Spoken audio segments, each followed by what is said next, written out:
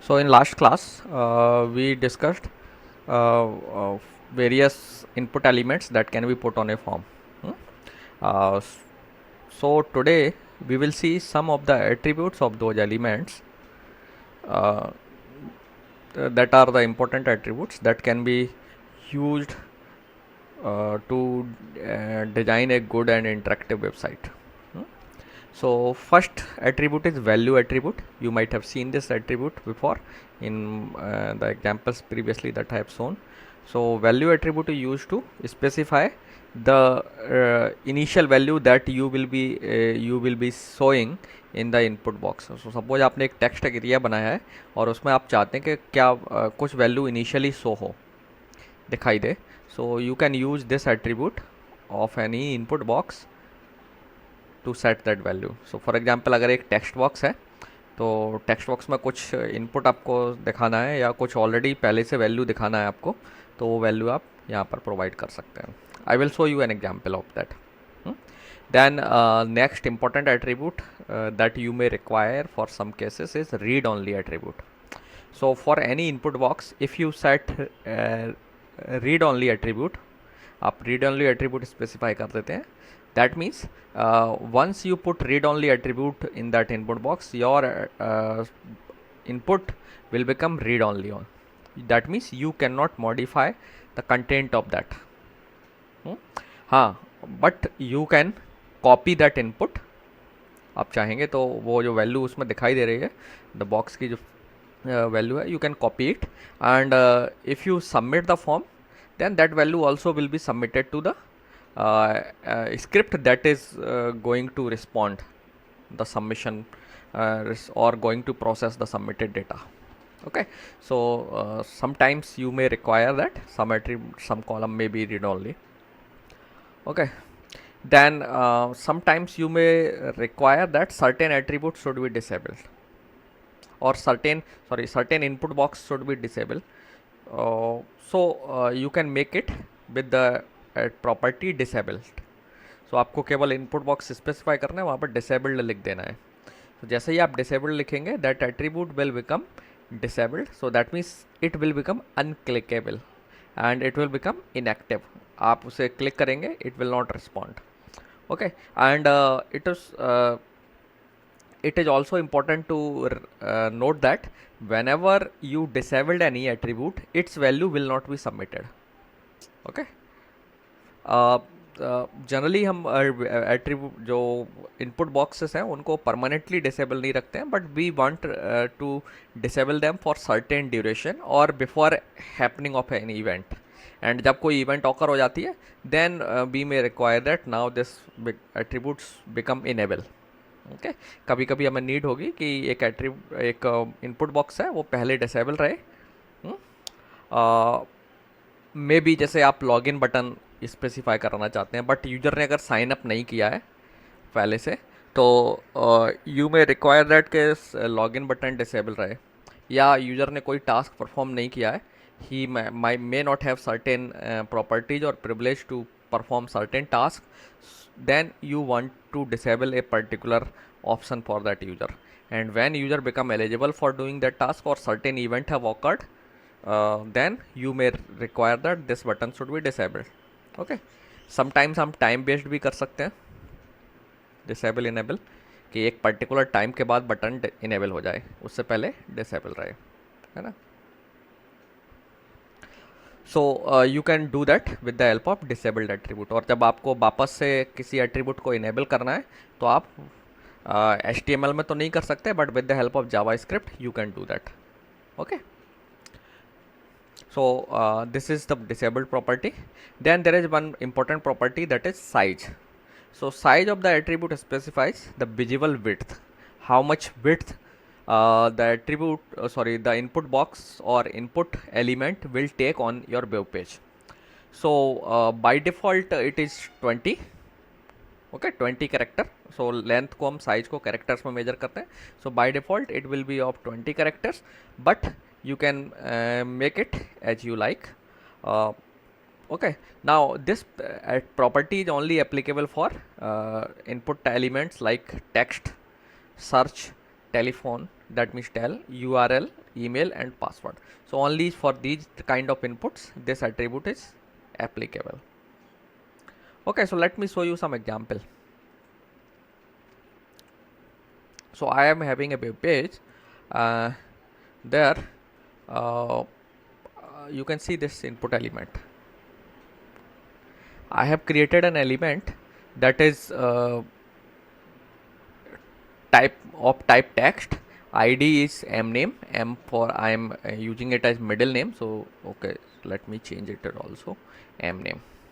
Okay, so ID and name both are mname, and value is sia, and it is disabled. So this button will not be clickable. You cannot click or you cannot input any value in this box. So let's see how this box will look like. So you can see that there is one button here. The text is being displayed as Ram, middle name, the value is sia, and it is disabled. So the already provided value is being visible here. यहाँ पर दिख रही है आपको, and you can not change this value, but आप केवल क्या कर सकते हैं, इसको कॉपी कर सकते हैं. Okay, when you will submit this form, let's say if these elements are put on a form, then if you submit a form, then this middle name value will also be submitted to the form. Sorry, so this is disabled, so it will not be submitted. Okay, not read only, disable button के लिए नहीं होते हैं submit. And let's see, now you have seen that this button is already showing some value, initial value it is showing. So ये कैसे किया है हमने, अभी मैंने एक एट्रीब्यूट बताया था वैल्यू. सो वैल्यू एट्रीब्यूट में आप जो वैल्यू स्पेसिफाई कर देंगे, that value will be shown by your input box. ठीक है. Now there is one more property you are able to see, title. So title property can also be used to show some toolkit kind of text. Okay, so whenever you will put some value in title, then it will suggest user what he or she need to do. So for example, let's see, sorry. So are you able to see something? Input your first name. Whenever I am hovering the mouse there, I am getting a tooltip kind of thing. So this is because I have set the title property for this input type. Okay, so this is very useful for making your web page user friendly. Okay, so that sometimes user may not able to understand what he need to do with this kind of input box or something else, something. So उसे input box के साथ क्या करना है उसे नहीं पता है. Then he or she just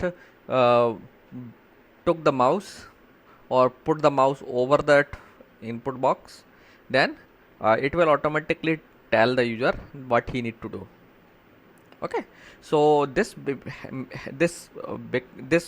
proves very helpful for the users that are first time visitors to the site, or they may not remember what these items or options are for. उसे नहीं पता है कि इन websites के साथ या web items के साथ, वेब पेज में जो एलिमेंट्स उनके साथ क्या करना है. तो आप ये टाइटल की मदद से उसको हेल्प कर सकते हैं. ठीक है. Let's come back to the code.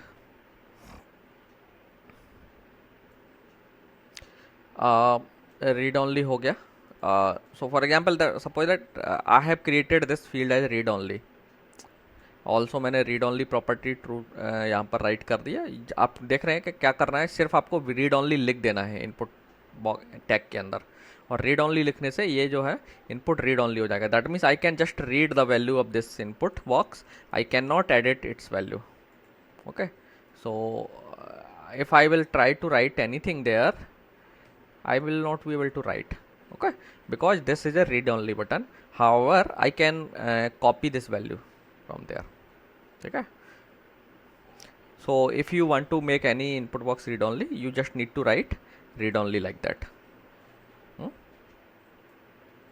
Fine. Okay, so let's move ahead.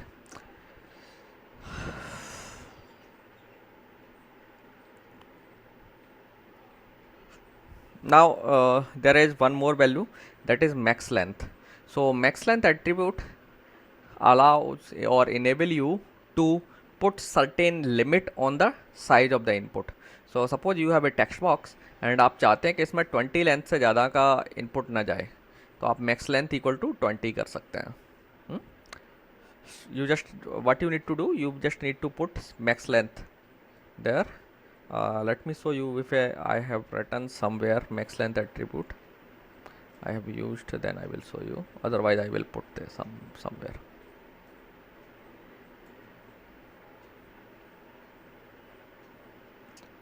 So I have not written anything in case of size equal to 50. Let's write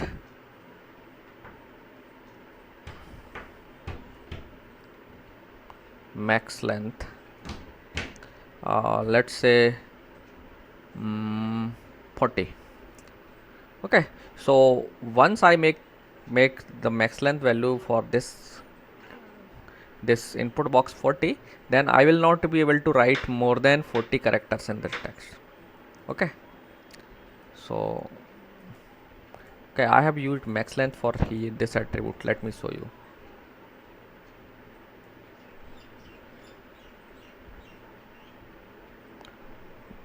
नहीं यूज किया है, ठीक है. तो एक काम करते हैं, मैक्स लेंथ में मैं एक छोटी वैल्यू रखता हूँ so that we will be able to see the impact. 4 तो इसमें ऑलरेडी है.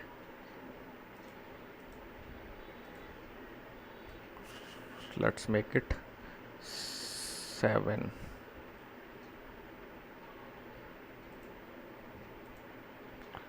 Okay, so 1 2 3 4 5 6 7. Okay, it is taking sorry, I have not saved the web page.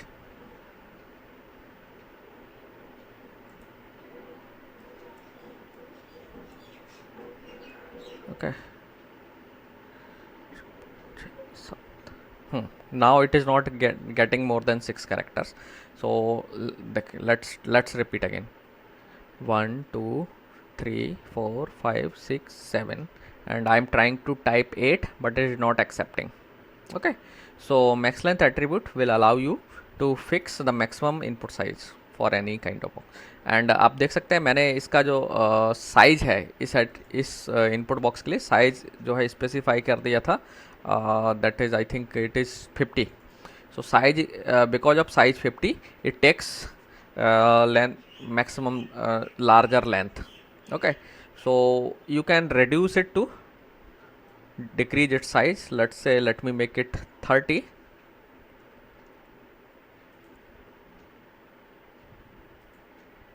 Okay, so now you can see that size length of this input box, the size of the input box has been reduced. Okay, so these are some of the properties that you can manipulate to design your web page as per your need. Okay, now there are 2 more parameters that are min and max. So okay, so min and max attributes specify the minimum value and maximum values. So these values are actually applicable for numeric kind of text boxes, that mean जिसमें आपको type numeric रखा हुआ है. सो आपको अगर उसमें minimum और maximum value specify करना है, you can specify minimum and maximum value. So that इसका एग्जांपल हम प्रीवियस क्लास में देख चुके हैं. ओके, सो मिनिमम और मैक्सिमम आप स्पेसिफाई कर देंगे, then that input box will not take the value that is smaller than minimum and value larger than maximum. Okay, so आपको अगर वैल्यूज लिमिट करना है, you can put that limit on there. Then there is one more attribute, that is multiple. So if you write multiple in a input box, so then that input box may allow you or will allow you to select actually or to provide multiple values. For example, this value this attribute is applicable for email and file type. input boxes. So अगर आप email में देंगे then you can input multiple emails, and file के case में you can select multiple files. Generally file के लिए जब आप इनपुट टाइप डिफाइन करते हैं, input type equal to file ले लेते हैं, it will allow you to select only one file for uploading, or but if you want to allow user to select multiple files to upload on some, let's assume to server, then you have to specify value multiple there. Okay, you just need to write multiple, जैसे आपने अभी disable या required लिखा था. Okay, so this is the attribute that is multiple. ये attribute कई आपने देखा होगा कि हम जो लिस्ट बनाते हैं या सिलेक्शन लिस्ट बनाते हैं उसमें भी इस्तेमाल करते हैं. Okay, now there is one more attribute that is used for a specific set of input types. Those input types are these: text, date, search, URL, telephone, email, and passwords. So you can specify pattern attributes. So this pattern attributes will allow you to specify a regular expression. Okay, and this regular expression will be checked while user is inputting anything. Okay, so the value will be checked that against this regular expression. So value in the box should satisfy the given regular expression. Okay, so अगर form में आपने जो submission, so this checking will be done at the time of submission of the form. So if you have not specified the value as per this pattern, the you will get some error message. Okay, so ये जो pattern है, this pattern is we will discuss during JavaScript. ठीक है, JavaScript में. So एक regular expression आपको actually specify करना होगी जो आपको गवर्न करेगी क्या इनपुट होगा. So let me show you one simple example for your understanding. So suppose that I have created a box, input type there, type is text, ID is country code. So I have just written the ID and name भी मैंने country code ही रखा है, and I have specified pattern. So pattern, this box allows that कि only these characters will be allowed. So I am saying that only capital letters from A to Z and a small letter from A to Z. If you want to allow digits also, then you can write here 1 to 9. And this 3 is saying that the maximum length will be 3. ठीक है, so एक regular expression लिखने का एक तरीका है. So you can write that, you can go through the how to write pattern. So वो उसके लिए आपको जावास्क्रिप्ट में देखना पड़ेगा. ठीक है, and once you specify this pattern, your input will be tested against this pattern. अगर आपका input जो है इस pattern को satisfy करेगा, then for input will be submitted. Otherwise your input will not be submitted while submission of the form. Okay, now there is one more attribute you can see, placeholder. So placeholder attribute is allowed, can allow you to specify a value that will be always displayed there. So now you can see that this box is showing IND because I have created a placeholder value there. Okay, now ये दोनों में difference रखना है आपको. ये read only की वजह से है और यहाँ पर ये डिसेबल्ड फॉर्म में है, ध्यान रखना. This is just a value that is just an indication kind of thing. आप इसे कॉपी नहीं कर सकते. so, इस केस में आप इस वैल्यू को कॉपी कर सकते हैं क्योंकि ये वैल्यू एट्रीब्यूट से आ रही है, but this is just coming from place holder attribute, so you can not copy it. Okay, so sometimes place holder के तौर पर हम क्या करते हैं, हिंट प्रोवाइड कर देते हैं. जैसे मैं चाहता हूँ कि यहाँ एक प्लेस होल्डर में अगर मैंने लिख दिया यहाँ पर वैल्यू की जगह place holder input your first name. So sometimes in many websites, when you fill up certain form, you can see this kind of placeholders. So this kind of placeholder also helps users what he need to do. अगर आप tooltip text इस type की information यहाँ नहीं provide करना चाहते हैं, then आपके पास एक option है कि आप placeholder value specify कर दीजिए. So placeholder value will be displayed there, and once you will type anything, that value will be disappear. ठीक है, and जब आप text हटा देंगे, it will again reappear. Okay, so placeholder value can also be used as an alternative of this kind of thing. That means an alternative of title.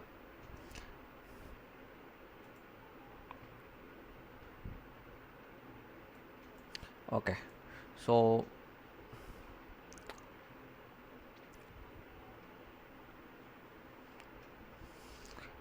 Okay, now there is one more attribute, that is autofocus. So sometimes you want that this input box should get automatically focused when your page loads or reloads. Okay, so अपने आप वहीं पर focus आ जाए, so that अगर आप typing शुरू करेंगे तो वहीं पर इनपुट अपने आप चला जाए. सो आप you might have multiple input elements at your web page, and आप चाहते हैं कि एक पर्टिकुलर आइटम पर फोकस रहे, तो आप उसमें ऑटो फोकस वैल्यू लिख दीजिए. लाइक रीड ओनली लिखा है, वैसे ही ऑटो फोकस लिख दीजिए. ओके, सो अपने आप वो पेज जब लोड होगा तो ऑटो फोकस वहीं सेट हो जाएगा. देन ऑटो कंप्लीट प्रॉपर्टी के बारे में बात कर चुके हैं.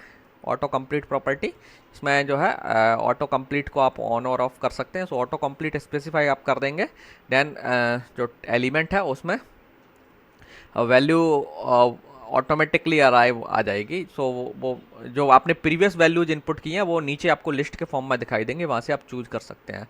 And this is many time quite helpful. कई बार आपने ऑनलाइन फॉर्म भरे होंगे तो आपने देखा होगा, पिछली बार मान लीजिए आपने कुछ इनपुट ट्राई किया था और फॉर्म आपका किसी वजह से सबमिट नहीं हो पाया, एंड देन आप फिर से फॉर्म को भर रहे हैं, तो कई बार आपको वैल्यूज ऑलरेडी अवेलेबल दिखाई देती हैं. आपको सिर्फ क्या करना पड़ता है, उन वैल्यूज को सेलेक्ट करके फिल करना होता है और फॉर्म अपने आप वो वैल्यू ले लेता है. So that's kind of options can be enabled. So ये जो वैल्यूज हैं ये आपके इन्हीं आइटम्स के साथ अवेलेबल हैं, like text, search, URL, telephone, email, password, date pickers, range and colours. Okay, similarly in many forms you might have seen, जहाँ पे आप साइन अप करते हैं या फिर कोई एप्लीकेशन सबमिट कर रहे होते हैं, then you see that there are certain fields which are important and that those fields information should be provided. So you want to force a user to provide some value in that field. So you can make that you can put required property there. ठीक है, सो जब भी आप कोई input box specify करते हैं, ये input box है जिनके लिए ये वैल्यू आप इस्तेमाल करेंगे. सो आप चाहते हैं कि ये वैल्यू कंपलसरी है और ये वैल्यू प्रोवाइड करना चाहिए यूजर को, देन आप वहाँ पर रिक्वायर्ड एट्रीब्यूट लगा सकते हैं. Late me show you if I have put somewhere required not. Okay,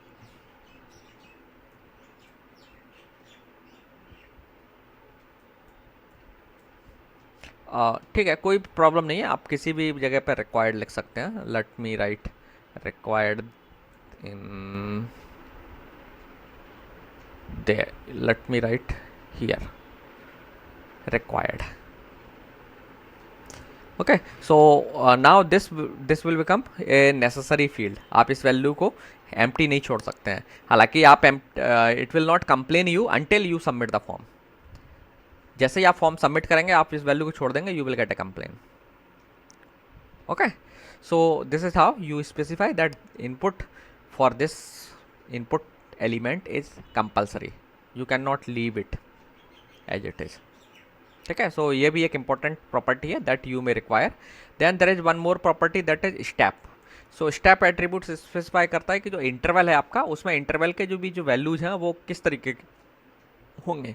so let me show you. So for example suppose you have created A numeric text box और इसमें आपने जो वैल्यूज अलाउड की हैं, these minimum value आपने specify की है 1 and से मैक्सिमम वैल्यू आपने लिखी है 50. एंड सपोज दैट आप चाहते हैं कि यूजर जो वैल्यू चूज करे, इसमें जो वैल्यूज अवेलेबल हो इस रेंज में. So this is how you are creating an interval for user. And now you need to also specify the step कि इनमें वैल्यूज के बीच में डिफरेंस कितना होगा इंटरवल में जो वैल्यूज होंगे. That means if you specify step equal to 1, then क्या होगा, जो पॉसिबल वैल्यूज इस फील्ड में वो अब यूज हो सकती हैं या चूज हो सकती हैं वो होगी 1, 2, 3 एंड सो ऑन. क्योंकि आपका स्टेप कितना है 1 अप टू 50 जाएगा. अगर आप स्टेप इक्वल टू 2 कर देंगे, देन जो वैल्यूज अवेलेबल होंगी वो होंगी 1 और 2 ऐड करने पर 3, 5 एंड सो ऑन. ठीक है, सो you can specify your step.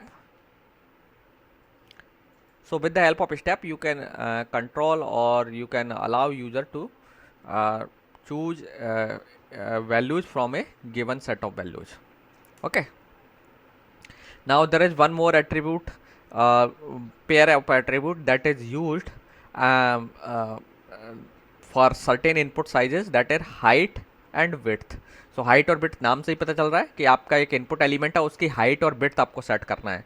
Now ध्यान रखना है कि this input element is used for type equal to image. When your input element is image type, that means it is displaying image, then only you can use height and width element. Okay, one more thing, now there is one more attribute, that is list attribute. So list attribute जो input element का अगर है तो आप इस attribute के through एक list का title एक input element को assign कर सकते हैं, so that you will be able to show a data list. ठीक है, कैसे? Let me show you an example. So I have taken this example from w3school.org. So there is a form, let's say on some web page, and I just create a input element.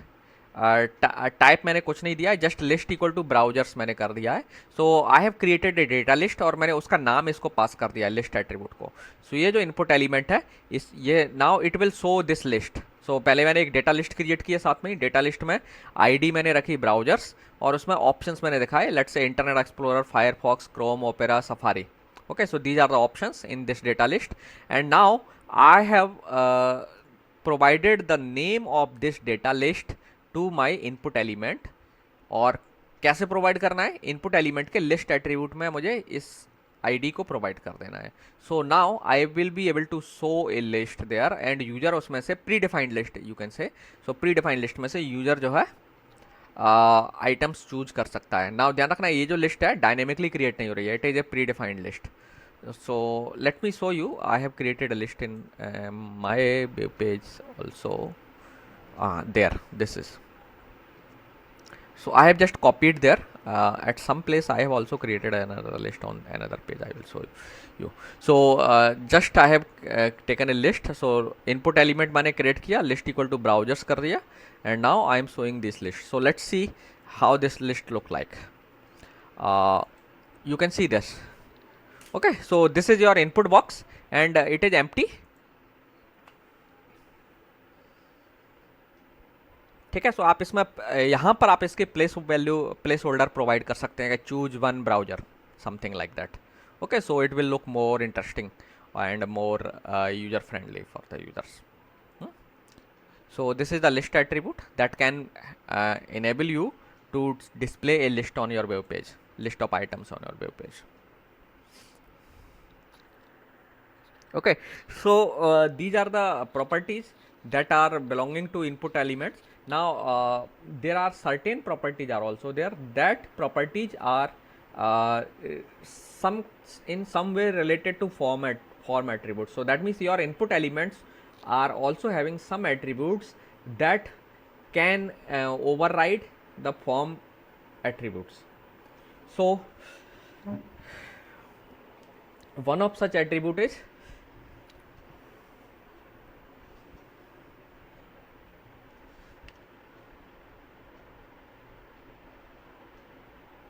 that is a form attribute.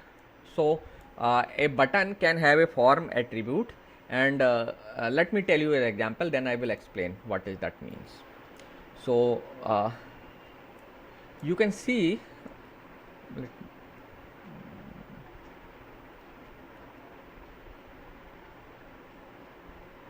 one minute, I have another example, I think.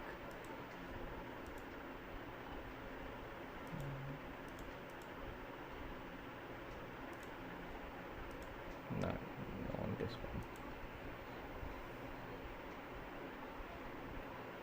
one. This one. You can see this one attribute, this input box. Now let me tell you, I am using two forms. Let me align it. I am using two forms on this web page. This is one form. I have named it form 2. ID उसकी जो form 2 है. This is another form that starts from here and ends from here. ठीक है, so दो forms हैं, आप देख सकते हैं, एक form यहाँ end हो रहा है, दूसरा form यहाँ end हो रहा है. This is form 2. Sorry, I have make it form, हाँ, form 2, and ये है आपका form 1. Now I have created an input element there on this web page, and this element is out of all the forms, इन दोनों forms के scope से बाहर है, मैं फॉर्म के अंदर नहीं है. So this input element is not contained in any form, but I can assign this element to any form. Okay, so what is the meaning of that? I just use form property or form attribute of this input element. So input elements के पास एक form property होती है और उस property को की मदद से मैं इस element को किसी न किसी form को assign कर सकता हूँ. I can assign this element to form 1 or form 2. So I have written form equal to form 1. So now this input element have become a member of form 1. ठीक है, हालांकि ये फॉर्म 1 टैग के अंदर नहीं लिखा है मैंने. अगर फॉर्म 1 के अंदर लिख देता तो मुझे ये एलिमेंट लिखने की प्रॉपर्टी यूज करने की जरूरत नहीं थी, because that element will be automatically contained in the form 1. और जब फॉर्म सबमिट होगा तो इस एलिमेंट में जो भी इनपुट होगा या जो भी वैल्यू होगी, suppose that value is there, वो सबमिट हो जाएगी फॉर्म के साथ में. Now this element is external to form 1, but I have made it an element of form 1. कैसे किया? फॉर्म प्रॉपर्टी को मैंने फॉर्म 1 के नाम से सेट कर दिया. सो मैंने फॉर्म की आईडी यहाँ मेंशन कर दी, form equal to form 1. So now whenever form 1 will be submitted, this inputs value will also be submitted to the script that is going to handle form 1. Okay, similarly आप इसे form 2 को भी assign कर सकते हो. So form property की मदद से आप किसी भी एलिमेंट को जो फॉर्म के अंदर डिफाइन नहीं है, container element, that means input element की बात कर रहा हूँ, उसको किसी भी ना किसी फॉर्म का आप मेंबर बना सकते हैं, चाहे वो फॉर्म के बाहर हो. ठीक है, फॉर्म के अंदर आपने स्पेसिफाई किया तो फिर फॉर्म प्रॉपर्टी की कोई ज़रूरत नहीं है, there is no point of using form property.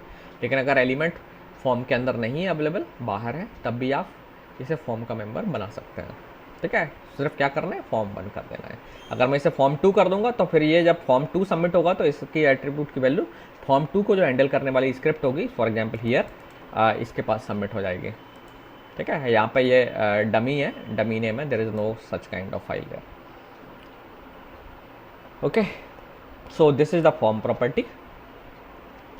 Now there is one more property, form action और form action attribute. So form action attribute actually override the action attribute of the form. So मैंने पहले भी बताया कि form के पास एक अपना एक्शन एट्रीब्यूट होता है. Every form have an action attribute, you can see that. This form method is post. Form के पास एक मेथड होता है, generally method either it can be post और get, we will talk about them later. Then form also have some action attribute. Action attribute बताता है कि इस फॉर्म का जो डेटा है सबमिशन होने पर किस स्क्रिप्ट को दे देना है और कौन सी स्क्रिप्ट एक्चुअली उसे प्रोसेस करने वाली है. So this script is going to process the forms data. ठीक है, so now sometimes with the help of input elements form action property, you can override this property. So you can see this example. I have created an element there. Button है, submit button है ना, ID उसकी submit two है, method post है, and you can see action. I have puted written there form action और action underscore page 2. Now आप देख सकते हैं यहाँ पर फॉर्म एक्शन में मैं एक स्क्रिप्ट दूसरी बता रहा हूँ और यहाँ पर स्क्रिप्ट है वो अलग है. सो कहने का मतलब ये, जब मैं इस इनपुट बटन, इस बटन को सबमिट करूँगा, सो नाउ दिस फॉर्म है हैविंग 2 सबमिट बटन. नाउ अगर मैं इस बटन को सबमिट करता हूँ तो ये जो फॉर्म का डेटा है वो इस वेब पेज को नहीं जाएगा, वो इस वेब पेज को सबमिट होगा. सो that means with the help of this form action property of this button, I am overriding the form action method. By default अगर मैं ये नहीं करता तो फॉर्म का पूरा data action underscore page dot PHP को सबमिट हो जाता. लेकिन अगर मैं इस तरीके से एक बटन ऐड कर देता हूँ और उसमें फॉर्म एक्शन प्रॉपर्टी में कोई दूसरे वेब पेज का नाम दे देता हूँ, तो अब अगर मैं इस बटन को सबमिट करता हूँ, इस बटन पर क्लिक करता हूँ, because this is submission button, so अब जो डेटा सबमिट होगा तो वो इस स्क्रिप्ट के पास चला जाएगा. So that means I am able to override the form action property with the help of this buttons form action method. So मैं 2 डायरेक्शन सेट कर सकता हूँ, इसका मतलब ये है. सो अलग अलग फॉर्म बटन्स के सबमिट होने पर आपका डेटा अलग अलग जगह सबमिट किया जा सकता है. अगर आप एक ही जगह फॉर्म एक्शन लिखते तो हमेशा फॉर्म का डेटा यहीं जाएगा. But now with the help of such this property you can submit forms data to different buttons on और मल्टीपल स्क्रिप्ट्स को आप भेज सकते हो. आप मल्टीपल बटन्स लगा दीजिए, सब में अलग अलग स्क्रिप्ट दे दीजिए. तो आपके फॉर्म डिपेंडिंग ऑन कौन सा बटन आपने सबमिट किया है उसी के अकॉर्डिंग अलग अलग वेब पेजेस पर आपका डेटा ट्रांसफ़र हो सकता है। ठीक है, तो एक तरीके से मल्टी वे आउटपुट चैनल आप क्रिएट कर सकते हैं। Okay, so this is the importance of this method. Okay, now this is the property form encoding type attribute. So form encoding attribute से आप इनकोडिंग स्पेसिफाई कर सकते हैं कि कौन सी इनकोडिंग मेथड यूज होगा। There are 3 encoding methods. Encoding पर हम कभी बाद में बात करेंगे जब PHP में डिस्कस करेंगे देन। और इनकोडिंग एट्रीब्यूट जो है ना पोस्ट के साथ इस्तेमाल होता है। तो आप इसका एग्जाम्पल देख सकते हैं, form encoding type, multi part form data. ठीक है, और वैल्यू में मैंने ये मैसेज पुट कर दिया so that it will show कि क्या इनकोडिंग यूज हुई है। ठीक है, सो मल्टीपल इनकोडिंग मेथड्स हैं। This is multi part form data encoding. So ये इनकोडिंग मेथड्स एक्चुअली डेटा किस फॉर्मेट में सबमिट होगा सर्वर को उसके लिए होती हैं। ओके, सो अलग अलग इनकोडिंग से आप अलग अलग टाइप दिखा के अलग अलग वे में आप डेटा सबमिट कर सकते हैं। ठीक है, तो इनकोडिंग जो है ना ये तभी सपोर्टेड होती है जब आपका मेथड पोस्ट हो। ठीक है, गेट मेथड के साथ नहीं होगा ये वाला मेथड। सो जनरली फॉर्म के साथ भी इनकोडिंग एट्रीब्यूट होता है, तो वहाँ भी आप इनकोडिंग स्पेसिफाई कर सकते हो। हमने नहीं किया तो डिफ़ॉल्ट इनकोडिंग मेथड यूज होता है। लेकिन नाउ फॉर्म इनकोडिंग टाइप से आप किसी भी इनपुट बटन के इनकोडिंग टाइप ये एट्रीब्यूट से इनकोडिंग को भी ओवरराइट कर सकते हो, जैसे आपने इसे ओवरराइट किया था। दैट मीन्स फॉर्म की इनकोडिंग कुछ और थी डिफ़ॉल्ट, लेकिन अगर आप इनकोडिंग ये यूज करते हैं दैन इस बटन के सबमिट करने पर इनकोडिंग मेथड ये यूज होगा। Okay,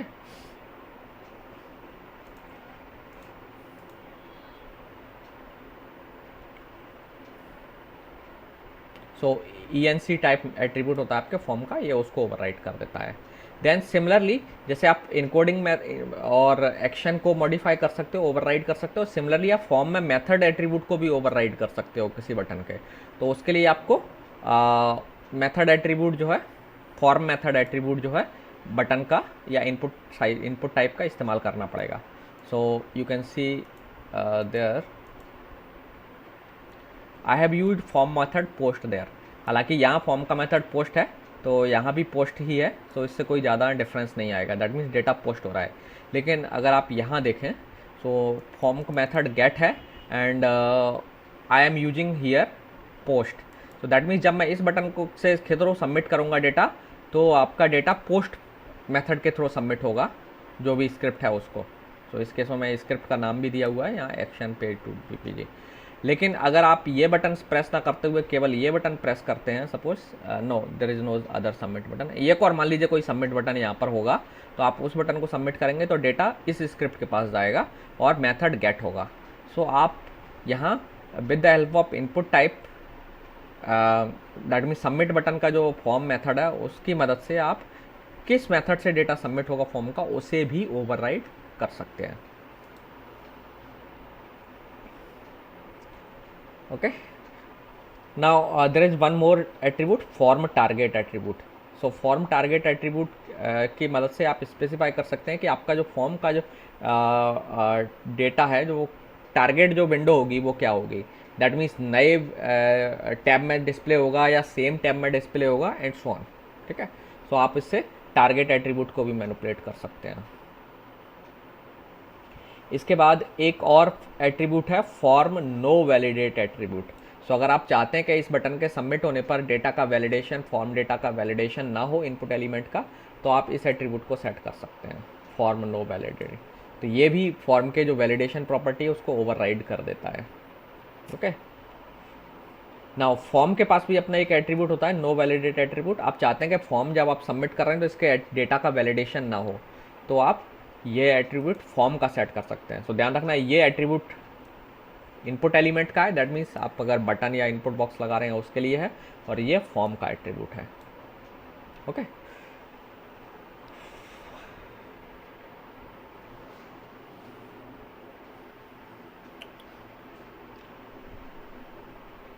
now let's talk about the two methods. So आपके जो फॉर्म है उसमें आपने देखा कि दो तरीके के मेथड्स हम इस्तेमाल कर सकते हैं डेटा को सर्वर को सबमिट करने के लिए। वन है गेट मेथड, सेकंड है पोस्ट मेथड। सो गेट मेथड और पोस्ट मेथड के अपने अपने अपने अपने प्रॉपर्टीज़ हैं, यू कैन से एडवांटेज और डिसएडवांटेज हैं। सो अगर आप गेट मेथड यूज़ करते हैं तो गेट मेथड में क्या होता है, डेटा, आपका जो डेटा सबमिट होता है वो आपके यूआरएल के साथ ही अपेंड कर दिया जाता है। Okay, when we will work with PHP then we will see. Okay, so जब आप फॉर्म को सबमिट करेंगे तो जो एलिमेंट्स में जो डेटा आपने दिया इनपुट एलिमेंट्स में, वो एट्रीब्यूट और वैल्यू पेयर के फॉर्म में बीच में उनके एम्परसेंड का साइन होगा। सो क्वेरी स्ट्रिंग में ही आपका अटैच होकर के सर्वर के पास जाता है।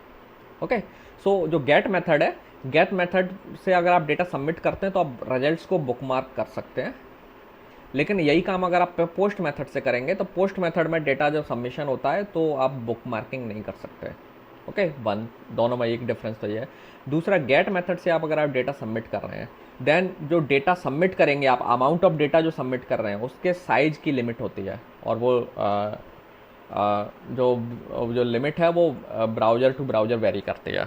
ठीक है, तो इसलिए आप हो सकता है कि हर बार आप श्योर नहीं होंगे कि आपका पूरा का पूरा डेटा सबमिट होगा या नहीं होगा, क्योंकि यूज़र एक ब्राउज़र में कर रहा है तो हो सकता है वो विद इन लिमिट है, लेकिन वो दूसरा ब्राउज़र उस लिमिट उससे कम सपोर्ट करता है, तो your data, some data may be lost. Okay, so that it will not be correctly transfer to the server. So आपको ये गेट मेथड तभी इस्तेमाल करना है जब बहुत स्मॉल अमाउंट ऑफ डेटा आप ट्रांसफ़र कर रहे हैं, दैट मीन्स 1 और 2 और सम पैरामीटर्स आप पास कर रहे हैं।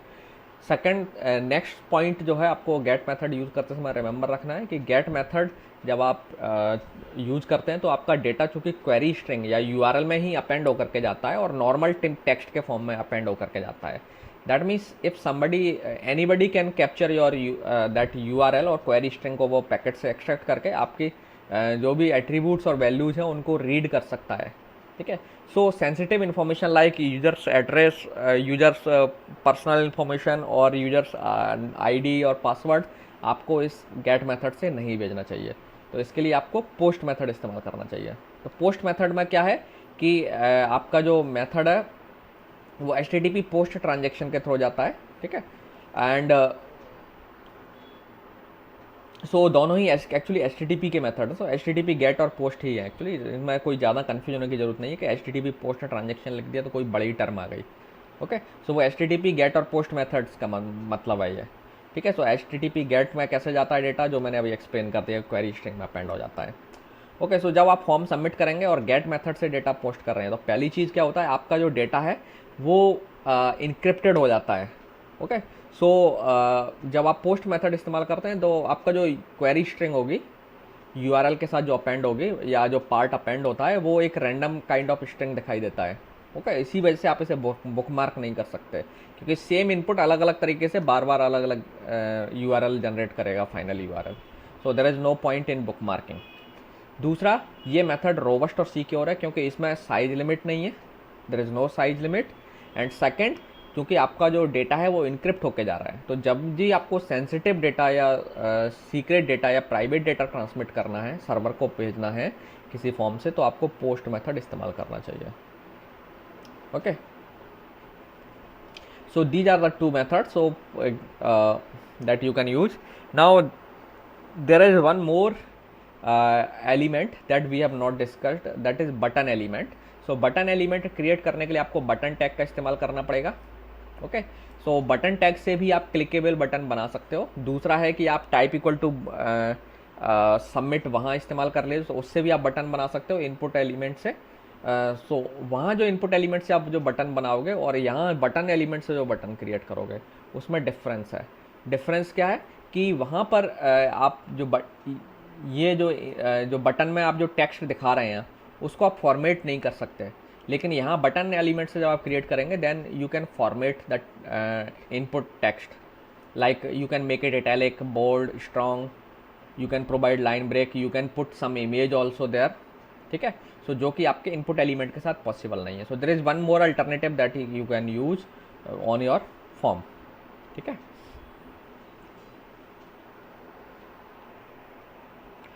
सो यहाँ पे भी जब भी आप बटन बनाएंगे तो बटन में भी आपको टाइप एट्रीब्यूट बताना पड़ता है कि ये को किस टाइप का बटन है। सबमिट बटन बनाना चाहते हैं तो सबमिट बटन लिखना पड़ेगा, टाइप इक्वल टू सबमिट, और रीसेट बनाना है तो रीसेट लिखना पड़ेगा। ओके, सो बटन एलिमेंट के साथ आप थोड़ा सा वर्क कर लीजिएगा, you just do some practice, I will send you the code। So this is from my side from today. So next class में हम लोग कुछ हेड एलिमेंट से रिलेटेड चीज़ें डिस्कस करेंगे, हेड से रिलेटेड. सो हेड में जैसे क्या क्या एलिमेंट्स हम पुट करते हैं, like title, style, link, Meta, ये सब टैग्स डिस्कस करेंगे विद एन एग्जाम्पल. ओके.